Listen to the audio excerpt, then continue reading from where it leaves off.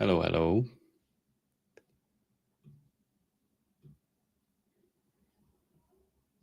A little bit heads up before the time. If somebody is already here and you can let me know if you can hear me, that would be awesome.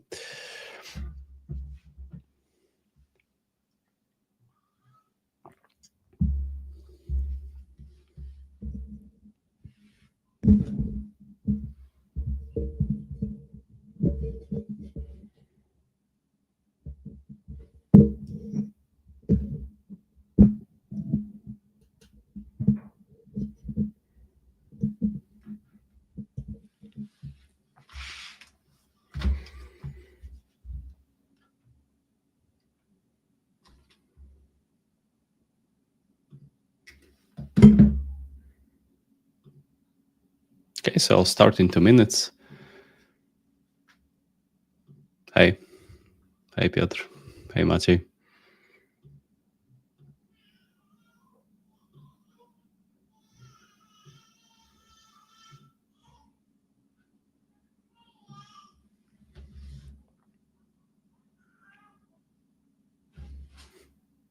Okay.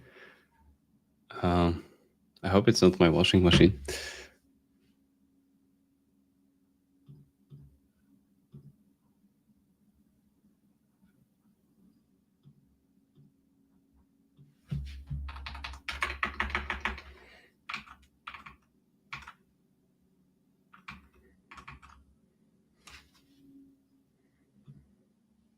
All right.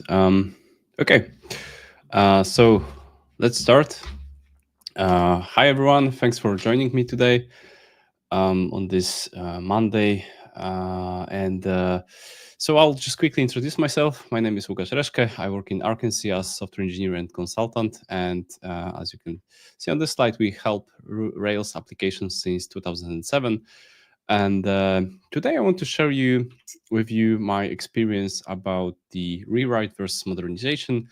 I have um, I have been involved in a couple of rewrite projects. I also been involved in mostly modernization projects for the last 4 years, and I want to take you together with me on this journey and to convince you which way is better, in my opinion, and to give you some tools and heuristics how you can react in your organization if the rewrite is on the table.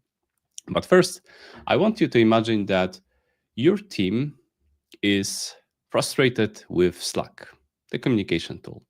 Messages are all over the place. And somebody says that, it's too overwhelming with all those notifications. Every thread turns into a chaos, total chaos. And it's a good time to switch to Discord. So let's do that. And in the beginning, it feels very good, right? You have a new UI, fresh start, better channels. There is a better voice chat than Huddle. Everyone is excited. And finally, you feel like you're going to be productive again. So move has been made, but then after some time, strange things has start happening. Somebody starts asking like, wait, where did we get that feature spec? And it turns out it was pinned in Slack channel. Where are the GitHub notifications, the alerts? Oh, still in Slack. The client who DM'd you 2 weeks ago, yeah, they never moved to Discord, and they said they wouldn't because they hate overhead communication. So now, instead of just checking one place, you have two tools, communication tools that you have to check on a daily basis. You have doubled the context switching, you have doubled the costs, and nobody knows where to write, where to reply for threads, and where to search for important information. So the worst part is that you haven't fixed the original problem. You just change the tools. And that is exactly what happens when somebody says, let's drop Rails and rewrite the app to the other technology. And what's the reason why people say that? Sometimes in organizations, product development gets painfully slow. Trying to optimize the processes by going from one CI/CD to another, by maybe trying different ways of agile, it still doesn't help. Recruitment is a nightmare, and nobody wants to work with this legacy system anymore. Some people yell about the technical debt. that there's outdated technology, and basically it's all because of Rails. Management blames Rails. Some of the developers they blame Rails, and they say that if it was JavaScript or Rust, it would be just so much better. I disagree with that. And what if I told you the truth, which is that, and we don't say it loud enough, is that you can switch stacks but still keep the same problems, your old problems with you.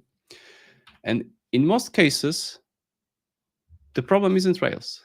The problem is either the architecture, coupling that you have, shortcuts that you have taken over the years, and now they make the app harder to understand. There is no shared understanding, shared language of business features, and so on. And today in this webinar, I'll walk you through why rewrites fail, and I'll tell you the smarter way to fix your Rails application. Plus, I'll share real-world techniques you can apply immediately. So, is rewriting of your Rails app on the table? And yes, if yes, then let's focus on a few arguments and why rewrites fail.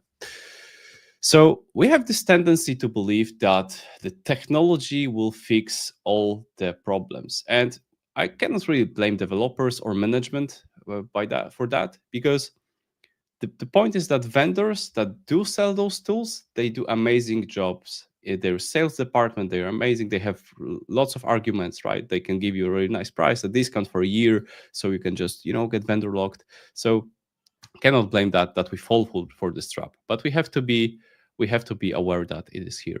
But true tools are overrated, and what is really underrated are fundamentals. So, in order to not move these problems from one tool to another, we have to learn the fundamentals. So, that's one of the things. Another thing is that we underestimate the time that it takes to do the rewrite. So, we are over optimistic because we think that if we have a development team that does know the business domain and they worked with the tool, right? They know the problems, it should be fast for them to just port this code to another technology. And I think porting the code is the sentence, the pun is intended here because it's all about that. It's porting and not really um, reframing the architecture in the way it should be and the way it should support the business. And there are also other hidden operational changes. For example, if you think about tests, do you have tests in your application? You probably do, right? So the question is, are those tests portable? Probably not. Definitely not to a different technology, right? Can you run your test against a new system? Some of you would probably be able to. Perhaps you have a QA team that writes separate end-to-end tests or tests that work on certain endpoints and so on. But you have to think about this. What about my existing tests? Because they tell us the feedback, right? If the software works like it's supposed to.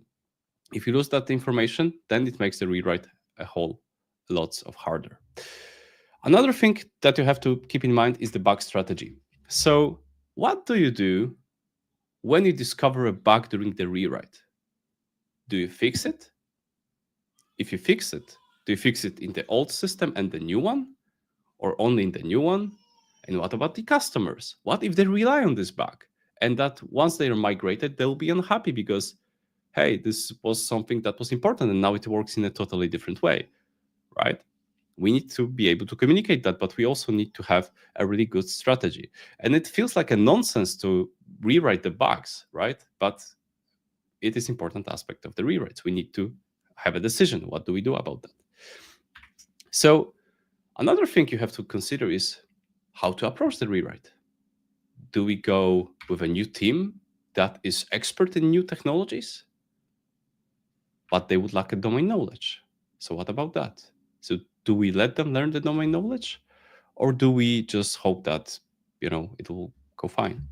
If we go with a new team, with the old team and new technology, well, team rewriting a software and learning technology in the same time, that's a little bit tricky. 'Cause I have been involved in or really close to one of the projects like that, and it's not as easy as you may imagine, because learning new tools and doing it right and using it right, it's really not as easy as the vendors are trying to convince us. So Also, that's one of the strategies, but you have to keep in mind that it may not turn out well for you.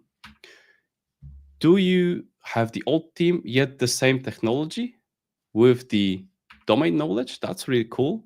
But this gives us this temptation to look at existing code, which may lead us to similar mistakes, especially when we fall behind the schedule. And then once the business will start pushing you that we should be faster, we need to deliver more, right? That's unfortunately what can happen if you go with the old team and the old technology. And also, what happens is that developers get overconfident with the rewrite. So we kind of know what went wrong in our old app, right? And we might focus technically on fixing that. But the problem is that the technicalities are most likely not the main issue. Another thing you have to keep in mind are the organization problems. So, who is doing the rewrite? Is it just a one team, which is often referred to the A team, Tiger team, like a super team, right? This is very special team that does something important. They do the large investment, right? And they're put on the pedestal, and just everyone is talking about the new core thing that is going out, that is going to change and pivot the company. However, it may run into an issue in the organization. You may run into this us versus them issue, right? Because if you think about that, one team is building the new thing, the new shiny thing with new shiny technology or just with new shiny approach. And there's a promise that it will bring in the money. But on the other end, there's a team that is doing a great job maintaining the old system that is earning a money, but everyone is talking about the legacy system, big ball of mud, like very as it was something bad. So you need to keep this in mind as well. And of course, there is another option. You could go with rotations, but rotations will be slower as they require a lot of context switching between teams, right? So if you think about having a team that switches every 2 weeks or every month, one thing is that, of course, they need to switch the context, but the other one is that they may have a totally different vision of how the new app should look like, how the architecture should look like. And of course, this vision should be unified. However, we all know how it ends. And there's one more thing. Actually, this is the fallacy of this one more thing.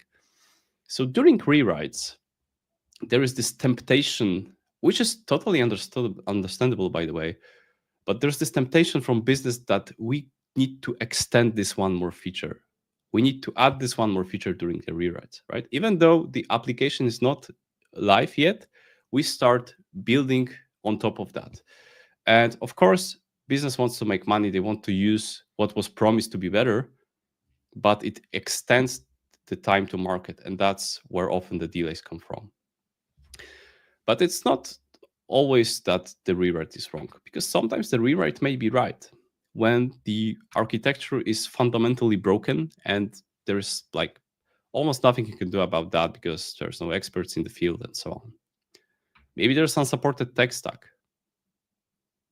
If that's the case, well, maybe we need to rewrite the app to something else.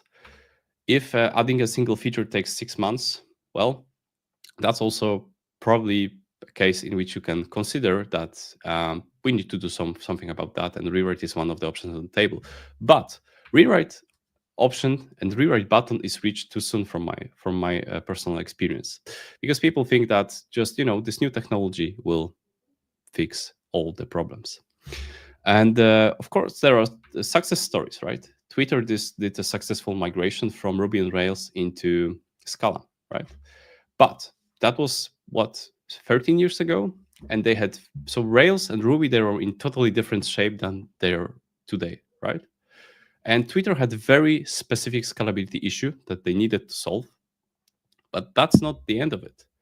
They had a really large budget, right? Do you have the same budget? If you do, then congratulations. I think it's reasonable to think about rewrites, because even if you fail, you're probably going to survive.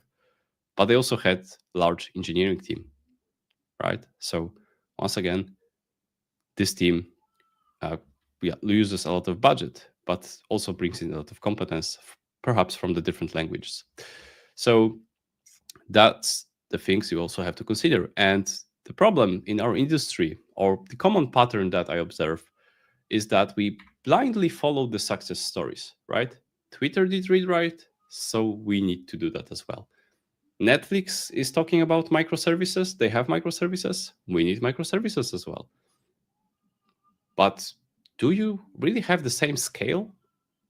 Do you really have the same problems that you need to solve? If you do, congratulations, but probably most of us don't. So we need to put those magical techniques into the right context before we blindly follow and adapt them. That's one of the important issues to do that. Okay, but even if the rewrite is justified for you in your context, can you afford running two systems in parallel for a year? It's a little bit costly. What about the customers? Did you think about the migration? So, and aren't you afraid that during the migration, customers might just say, "Oh, since I need to move to new system, I may as well as to look for a new ones, right? I can compare the different prices." Usually, people are lazy, right? So if everything is fine, they'll probably just stick to your software, unless it's total garbage. But if not, well, we create this risk around. And if you have a software that is an internal tool that supports day-to-day operation, right? Can you go into the risk of making this software stop or the features not being delivered? Perhaps there are some regulations that you need to follow, and perhaps the system needs to be ongoing, because if it stops, then it's going to cost a lot of other providers money as well. So a lot of things to consider, but I think the main question is that will the investment outweigh the costs? The cost of two teams, two infrastructures, and the cost of not bringing new features to the table. So even if it succeeds, can you afford it? And those are the questions you need to ask. And I think that in most cases, for most of us, modernization will get you there faster with a less risk and will not include all the risk we just discussed. So why is the modernization faster alternative to rewriting? Well, first of all, you work on existing code base, right? So you incrementally prepare the code base to enable business features that were impossible to implement before you started your modernization. Existing tests that you have, that you hopefully have, they are the feedback to you, right? So you know if you broke something or you didn't. It's always good to have this well-structured safety net. So if you don't do that, I always advise to start, and I do that myself, to start with writing a good, solid safety net. So you know that your modernization isn't just wishful thinking and you're not really refactoring anything, you're just doing some blind changes. So when you do modernize, you are improving the stability while still delivering the value, right? Because if you're modernizing the product that makes money, users will get those benefits right away. Even if they're not aware, at least they won't quit your software because it doesn't decrease in the quality, right? But one thing that I advise against is to not do the refactoring sprints. First of all, it's hard to sell to management, right? Because how does it look like? Hey, we'll just stop development for 1 month or 2 months and we'll do the better code quality. Okay, we'll just improve the code quality. And business doesn't really see value in code quality, right? I mean, what does it even mean to improve the code quality? Code quality is subjective, right? And it doesn't make money. In order to do successful modernization, we must have a clear goal. We need to know what is the reason for refactoring, for the modernization. And the reason, one of the most valid reasons, is to enable business possibilities that haven't been possible before, right? So if you need to sell more products at the same time, right?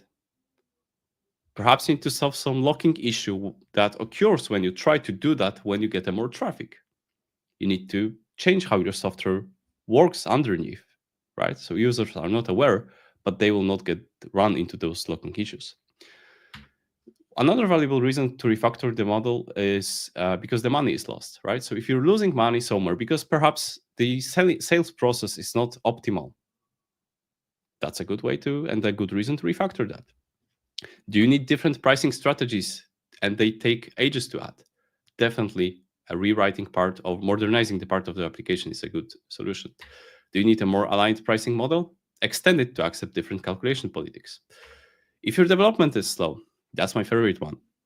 So why is the development slow? Of course, code can be messy, right? We all know that the code bases ain't perfect, and it's not about the code quality. It's about how we think about the software and how it's built over the years. So if you think about this, why this happens is because often features are tied to specific processes. So what I'm trying to say is that if we decouple features from specific processes, we could use those features for new processes, for new business opportunities, just like a Lego blocks, right? So those are the roadblocks that you can gradually remove by doing the modernization. And to give you some example, think about taxi applications. So when you order a taxi from your cell phone, the taxi driver is somehow matched to you based on your position, their position, and probably some other aspects, right? And the destination, of course.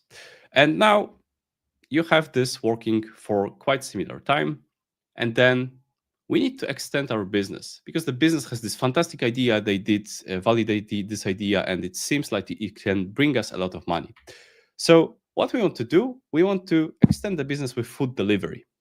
So in fact, what we have now is that there's this, by the way, this really nice human picture made by a human, by me, drawing, no AI involved. That's a bit unusual. But we have this person that orders the taxi to get to a certain destination, right? When we think about, and of course, the person and the taxi driver, they are matched by some algorithm, right? And now, if we have idea of food being picked up from the restaurant and delivered to the person, there's also this matching algorithm that needs to be run, right? Probably slightly differently with maybe different parameters, but still it will be the same feature or the same algorithm that we have. And if it's coupled, it might be hard to do. We may have to duplicate this code, which once again, or just add a bunch of if statements that would make it complicated and harder to extend further. So if we have this code that is coupled initially to the transport, we may want to decouple this from the process. So extract the matchmaking feature from the transportation process, and by this we can unlock the new business capabilities. But we would do that while running our business, right? We would not stop development to rewrite this, and perhaps in a year we would be able to support this new line of business. We would just work on this and extract it. And it's totally possible to do that. And let me tell you about few proven techniques for successful modernization. So people attending my presentations or workshops know that I'm very passionate about tests. So of course, the first one has to be solid test coverage. And I think for good modernization that doesn't bring failures and that doesn't really bring bugs into the system, that's something we want to avoid. Solid test coverage is a key. What I really like to do on top of having the solid test coverage, I like to discover edge cases using mutation testing. That's really cool. And Ruby on Rails, in my opinion, has one of the best gems to do that.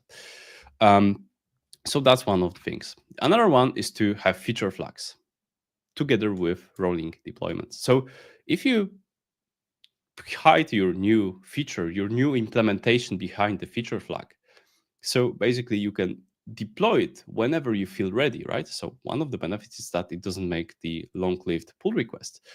And you can release it when you feel confident. And going even further, you can release it only for certain people, for certain users or certain percentage of users, depending on how it works in how your tool of feature flags works. And that's really cool because if you feel that it is your new feature isn't working as you expect, or perhaps other bad things are happening, then you can just take the way out and fix this situation, look at what happened and improve it. And how would you know that things are going wrong? Of course, you need another technique, which is observability. There are still projects in 2025 that doesn't have observability. If you don't, you should probably get it.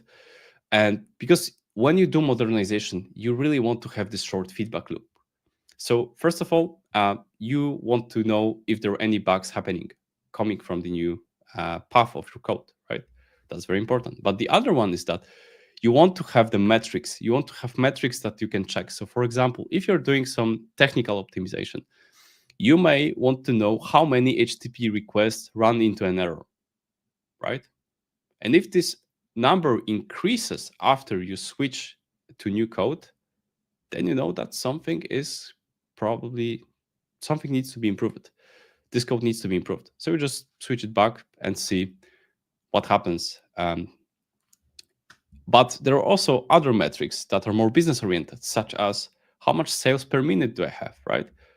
Because if you think about modernizing the processes, there is a hypothesis, right? And we need to check it. How can we check it? How can we validate it if we don't have any observability? So it's very important to keep this in mind and have this implemented in your system. Spend some time thinking about what's important in my business, what's important in my application. Another pattern that is really useful is the strangler. So it allows you to replace legacy behavior, legacy part of your application, old model, however you call it, with a new implementation, one step at a time. So instead of doing one big cut by rewriting or just adding new models for a very long time, you can just route specific paths of logic through the new code. Um, this gives you possibility to test the new code early on, right? And also it's really important that you build it in a way that you allow for the failure.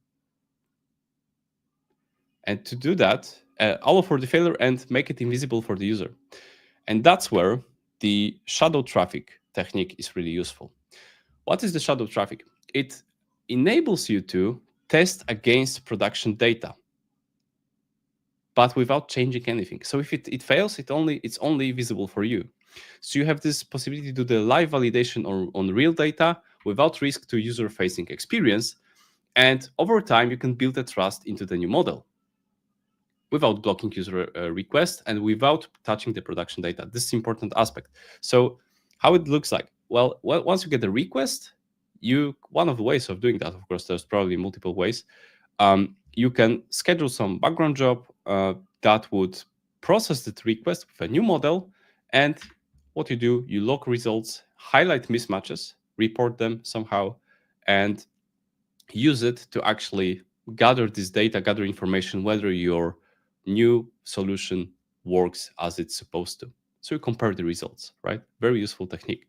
And actually, my colleague from Arkansas, Shimon, he'll be talking about that. He'll be talking about one of the use cases from our client's project at Wrocław RB that's happening on 11th till 13 April in Wrocław. So if you're interested in more detailed shadow traffic technique, it's good to join us at this conference.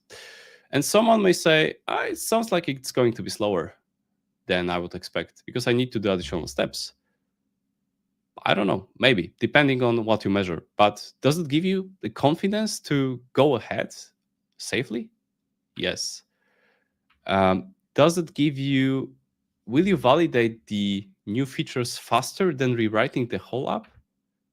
Hell yes, right? I mean, you have this possibility to just quickly check your assumption, compare it against the real production data without investing a lot of time in a project that may be successful.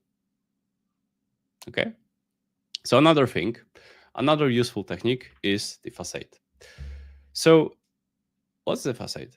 Consider or imagine that you're building a model on the side, right? So you know that your old CRUD model, it worked fine, but you have a new, better idea how to improve the experience of your users, how to make the processes easier and get it from the users' heads, make the onboarding easier. And you decide to build it, for example, using domain experiments. I'll get back to what domain experiments is later on. You get it into production, But what you need to have, because that's the one of the requirements from the business, is to have the data synced in old and new model. Why would you do that? Great question. So uh, some time ago, I actually anticipated in one of the projects in which we had this requirement, right? So the client prepared a new model and they wanted to do migration, but there was some reluctance from the business, and they were a little bit scared of interrupting the flow that is happening on the daily basis, right? The software was very important. They had a lot of customers, and it couldn't go down or couldn't just mess up the processes. So what we figured out is that we could use the facade to actually build another model. So to actually not build another model, but to use this new model and the old model and sync them. So if you think about this, if this user makes a request to an old endpoint, what we would do, we would change the code to not go through the old CRUD as it used to do, but it will go through the facade and it will change the old CRUD model and the new model that was developed. And of course, it will happen in one database transaction, so those models are always in sync. And if user goes through the new flow, same thing will happen. There will be different mapping from the new parameters into the old model, but still, those two models will always be in sync. So if something fails when you're, for example, at the new flow, you can just say, okay, that's fine. Just switch back to the old UI and continue, and we will investigate what is going on. However, connecting this new model is not easy, because what you have to do, you have to understand how the old model maps into the new one and how the new one maps into the old one. But if you can do that, then it's it's doable. Then you can validate your new model, your assumption, new processes without a huge risk. It's definitely less risk than leap of faith, when in which you create a big pull request with a new process and then you merge it and then you hope it's going to work. With a facade approach, you have a wait out, and because the data is always synced, right? Another useful technique is actually two techniques that I really like to use together, and those are time boxing and proof of concept. And let me tell you a really short case in which we used those two techniques together. So I've been working on complex financial report together with the team, and there was that problem that this complex financial report, it was only displayed in for a month. So customer did see the company data for certain months, all right? And the customer was interested in seeing this data presented for different periods. So for example, they would see the same data, but in context of a day, of a week, of a year, or quarter. So what we did, we asked for 2 days and to see how to deal with the most complex case, right? Because we had this idea that with the proof of concept, we'll be able to prove that it is possible to change this, how this model works. So what we actually had to do was to decouple, kind of, if you look at this beautiful picture that I draw, is to decouple this gear from the table itself, more or less, of course. And once we will be able to decouple this gear, we would be able to extend it by more periods. So this is what I was talking about. We needed to extract one piece of the feature from the process and reuse that with some different parameters. And if you're able to prove the most complex case, then you're probably able to build all of them, right? That's a thesis that you need to do and you need to validate. Um, and it's really good to do this in Timebox, because then the business knows how much time you're going to spend and what is expected value from that time, right? It's not an estimation. It's the other way around. So you're saying that you have some thesis and you need to validate it. Really cool, especially with if it's behind the feature flag, because then once again, you can do quick validation, especially if it's just a view that you need to compare, right? You can switch the feature flag between two views and see if the results are still as they are supposed to. Um, and that's in the case when you just extract this gear right from this one. So you really want this monthly period to be the same. Um, so we can sum it up with the most successful modernizations combining testing, time boxing, incremental rollouts, and validation, whatever it is. It can be Strangler, it can be the it can be proof of concept, right? A revalidation. It can be shadow traffic, or perhaps if you need to go in a very safe way, syncing the data if the with the old model and the new one using Facade, for example. Also, small steps are important because if you prepare one large long living branch in which you will prepare the new solution and then you'll merge it, if you're not scared, of course, someone will merge it and then hope for the best. That's a very risky way. And this is not the engineering excellence that I'm trying to talk about in this and trying to present in this presentation, right? It's the engineering excellence requires you to the small steps that I'll wear throughout. So, okay, but what if the app is so big that it's hard to wrap the head around it, and it's impossible to understand everything, and even determine what should be modernized? What do you do then? I really like using technique, event storming technique. So it's a collaborative workshop in which you discuss the business processes, what the business is doing, where we get the money, where the problems are, and in that in that workshop you're able to find out what are the most problematic places in which investment makes sense.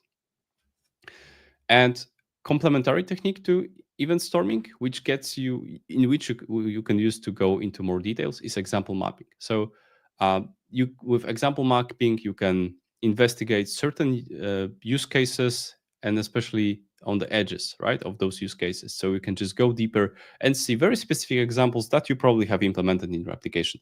It's a very useful technique. And now let's go back to mentioned domain experiments that I talked about before.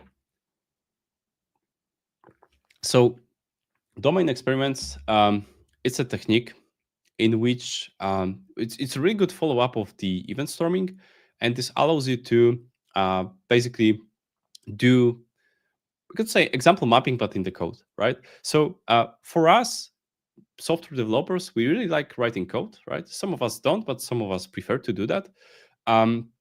So instead of doing example mapping, for example, in the Miro board with sticky notes or just in the some kind of on some whiteboard, you can do that in the code by writing plain Ruby objects and modeling. So just connecting those objects to fulfill business processes. We have a video in Arkansas YouTube channel. That's kind of video that we recorded together with Michał Wojtyna, which is the author, and he's doing a lot of promotions on domain experiments. So you can take a look at this video. Another technique, if you don't know what is important and you kind of got lost and you don't know what to modernize, impact mapping may be helpful to answer these questions together with business people. Okay, so that's about the techniques, and let's talk about heuristics. So how to decide which strategy to apply?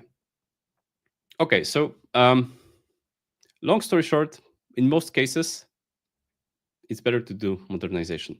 But let's see how we can discuss with people that are trying to enforce rewrites, for example, and what arguments you can hear from those people. If you have any arguments that you hear about the Ruby on Rails application and why you should rewrite it, you can write the comment. I'll answer that after the presentation. But one of the problems that is often mentioned is that application is slow, right? And if you did try to do every possible performance optimization, you eliminated n+1s, you eliminated slow queries, but it still doesn't help. Then what you probably need to do, you need to dig deeper into this folder. And it sounds counterintuitive, but In my experience, what needs to happen when the the model starts stops performing well, we probably need to reframe it somehow. Perhaps we need to introduce materialized view. Maybe we need to create some read model that is dedicated for certain pages, right? So, but at the end of the day, we need to change the um, model that's underlying, and that's one of the easiest things you can do to improve your performance. So definitely in that case, you can do it by modernization. You don't need to rewrite it. Okay. People may say that it's impossible to write tests. Um, if you cannot rewrite tests in your application, it's good to learn the safer factoring techniques. There are books about that. For example, working effectively with legacy code, really good one. If you haven't seen it, I highly advise to do that. Uh, but that's also, this argument is counterintuitive, right? I mean, the impossible to write tests, because how would you check that your rewrite was successful, right? I mean, if you don't have automatic tests, once again, we talked about that in the beginning, you cannot really validate that unless you hire some QA team that has deep domain knowledge and they know how this app should work. Costs a lot of time and money. So modernization until it is testable, that's what I would do. If the tech stack is dead and it's impossible to find developers, so if in your mind Ruby on Rails is dead again and you cannot hire people, you can hire us. Let's talk after the webinar.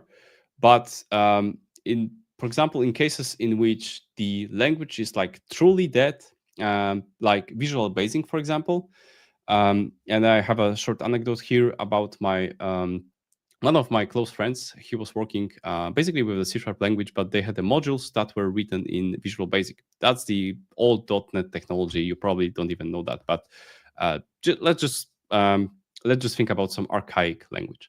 So back then, they didn't rewrite the entire application because there was too much of the code, and that was pre-LLM era. So what they did, they used the language transpilers to migrate the Visual Basic into C#. And that worked back then. It was a couple of years ago.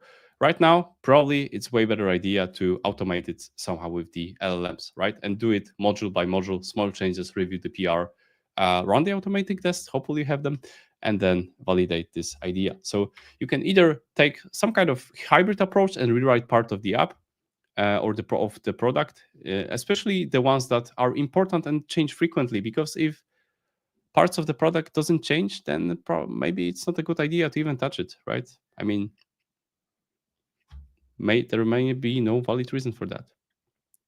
Okay, so if it's proven that the other programming language is faster than Ruby on Rails, and if you are certain that you need that extra milliseconds, as it will give you a business advantage that you cannot really dream of, go for rewrite. But first ask yourself, do you truly need that?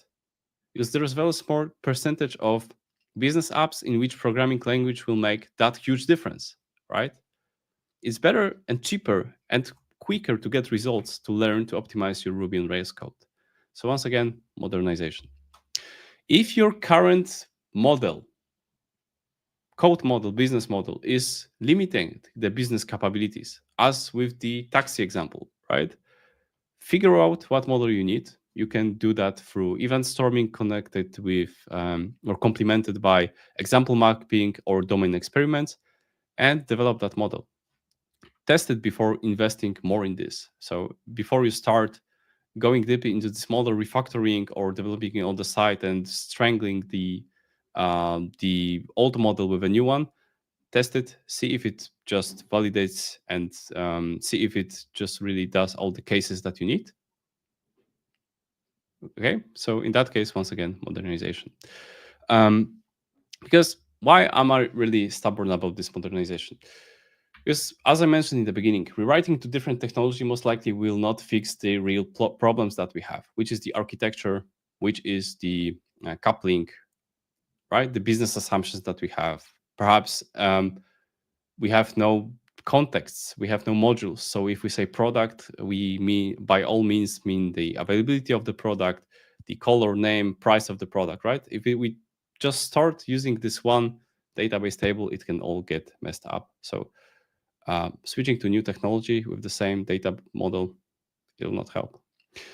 So yeah, and also that's often the case, being overconfident about the new tool that will solve the problems. But as I mentioned in the beginning, it's partly not our fault. Okay, so let's summarize this. From my experience, for most cases, modernization is a smarter, lower risk strategy. And I understand that rewrites are often seductive, but they rarely deliver the return of investment to justify the risk, right? So risk is huge. The promise is really, it's good. I mean, it's seductive, but there is so many unsuccessful projects that it should ring a bell. And okay, we'll get back to the end. And I think that one of the other issues is that it's just easier to imagine working with greenfield, so with a new project, right, than fixing the one that earns the money, because it feels so hard, it feels so long as a process that it doesn't feel exciting. But also, I think that is a cultural thing, right? So what happens when our phone breaks, right? What do? We throw it away and just get a new one, right? But with software, it's we shouldn't follow the same approach. But I also think that with modernization, it's not just a technical challenge; it's also a leadership challenge, because you need to convince people to do the modernization. You need to preach for the technical excellence in the organization, right? For the engineering excellence, you need to get people to do small pull requests, small changes, start testing the changes. They need to learn new patterns, such as strangler, such as shadow traffic, right?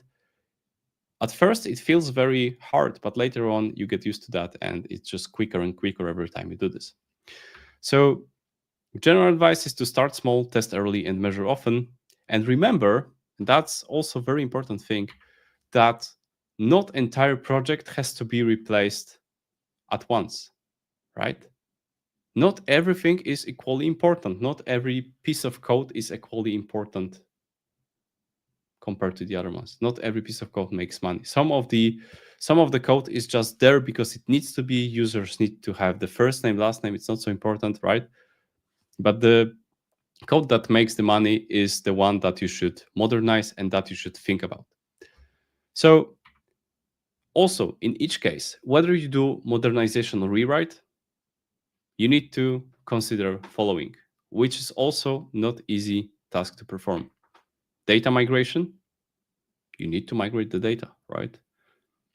If you can take your system down, that's perfect. But if you can't, you need to think about more sophisticated approaches. If you have, and that if you do this too slow, so if you do the rewrite, you decide for the rewrite anyway, and you do it too slow, or you do it wrong, then you may lose your business advantage, if not to the company, right? If you're the owner of the company. With modernization, the risk is smaller because we can do that in quicker, shorter iterations and see if we're able to get that business value from this. Okay. All right. That's all I have prepared for today. Thank you very much. And if there are any questions, I'm happy to answer them. I can see one from LinkedIn user. Sorry, I don't see your name. 100%. Oh, can I show it? Yeah, I can show it. 100% agree. Would you trust the devs who wrote difficult to maintain code to write a better one in a new stack that they are not familiar with? On what merit? Yeah, that's probably related to what I mentioned about the new the whole team in new technology. Yep, that's often the case. There is often that trust because people believe, in fact, that it's better to keep the old team. It's hard to answer how should it look like, right? Yeah. Okay, stopping development to do a rewrite is the best gift you can give to your competitors. Yes, basically they get free time to catch up while you spend your budget on something you already have. Yes, and also we can lose our business advantage, right? And I just don't mean that they will catch up, but we basically stop like research and development, right? Or focusing on focusing on thinking about new business ideas, because you're busy recreating the ideas that you already had, right? If that's not waste of time and money, then I don't know what is. Sebastian Novak. Yes, so as I mentioned, you can take a look at our YouTube channel. I've recorded one video with Michał Wojtyna. And also, I know for a fact that there is that Michał did presentation in virtual DDD. So if you Google for virtual DDD domain experiments, then it should lead you to the video about it.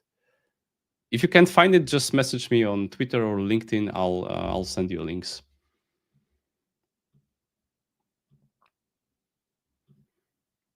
All right. Are there any other questions or comments?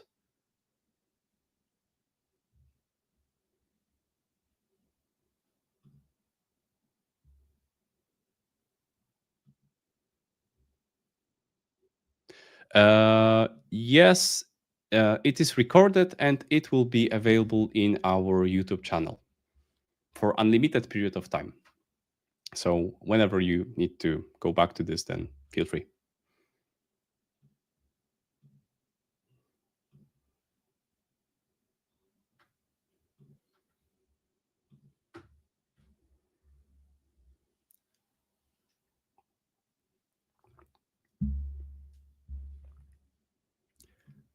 Okay, there is a question about the time boxing technique. All right, so regarding the time boxing, basically, what I learned in this industry is that developers hate estimations, right? Because sometimes it's just like calling the run function. We don't really know, right? So as alternative to that is to agree on specific period of time in which we will try to solve a different problem. Consider following situation. You have no idea how to do the integration with LLM, for example, right? Because you never did that before. But your business wants that. And now they are considering, should we hire an external agency to do that? Or should we allow you to do that? But as I mentioned, you have no idea how much time it will take. So what you can do, you can say that, okay, can we invest 1 or 2 or n days, hours, and try to do it on our own, right? And then after this time, you will get the experience and you will get some conclusions, and either you will succeed with this project or you will fail. But the point is that you will not spend 2-3 weeks to just figure out that you have no clear idea how to do that, right? I mean, this example with integration is maybe not the best one, but if you think about, I don't know, refactoring it or changing the underlying database table, migrating some piece of data from old model to new one, that's where the time boxing technique is very useful, as you limit the potential loss. And yeah. Okay, I hope that answered these questions. If not, then I'm happy to take it further. The next one. Sorry if I missed it. Could you give a specific example of a modernization? Yeah, so so that was the one that I mentioned with the taxi. Let me go back to this. Yeah, okay, before I answer that, yes, that's correct. So specific example of modernization. So say that you have one large class which is called order, and you find out that it's really hard to understand what order really is in your system, right? Because sometimes order means a piece of inventory in data warehouse. Sometimes order is the thing that you have in the basket, and sometimes when you talk about order, is the price or total price of this order, right? And then when you think about this, you have different definitions of the order. So the modernization of the order class, one large order class, would be splitting it to different modules. So that's from the splitting as from strategic domain-driven design that would be giving it to the multiple different bounded contexts. But another example of modernization is that if you have an algorithm that does some calculations, right? And you find out that it is slow because it wasn't written in optimal way, there are n plus ones, and your goal is to make it faster because the view will render faster or you will save the data faster to the database, right? So what you could do, you could build the new algorithm on the side, and then when you feel it's ready, when it's well tested, you can, for example, use the feature flag techniques and do enable the new algorithm for specific users, right? And test it. And once you have fully tested that, once you're happy with result, you can switch the feature flag for everyone. Later on, when you feel that you're pretty good, you're pretty confident about the change, then you can just remove this feature flag, keep the new algorithm, remove the old code, remove it as just remove it. That's let it just live in the Git log. And that's when your modernization is finished. You just modernize the algorithm to be faster.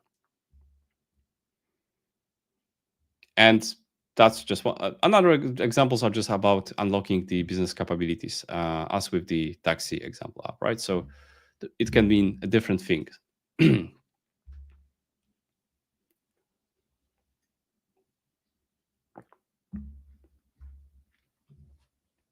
Okay. Any other questions?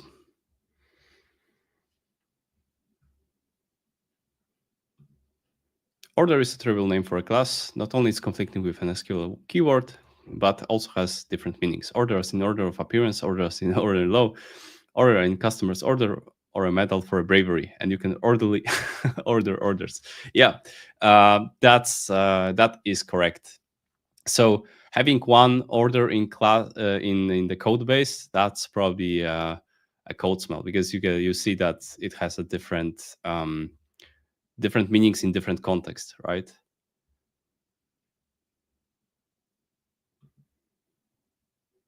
So I think 2 years ago I did a really short a lighting talk at Wrocław RB.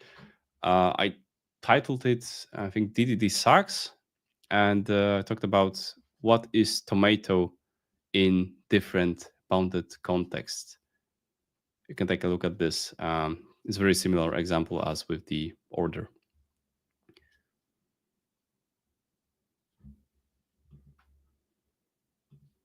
So is anyone's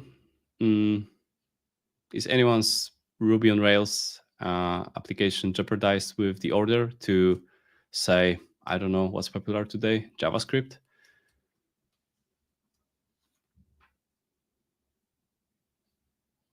That's probably the most popular direction as of today.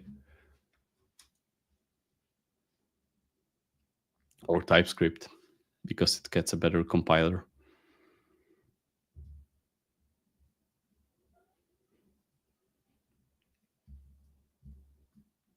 All right. So if there is no more comments nor questions, thank you all once again for spending the evening with me. I'm really glad you made it. If you would like to discuss or you have some ideas tomorrow in the morning after having the beautiful sleep, then feel free to message me on LinkedIn or Discord or any channel when you can find me. Okay, and Sebastian mentioned that he did rewrote the Ruby app Hanami to Rails application.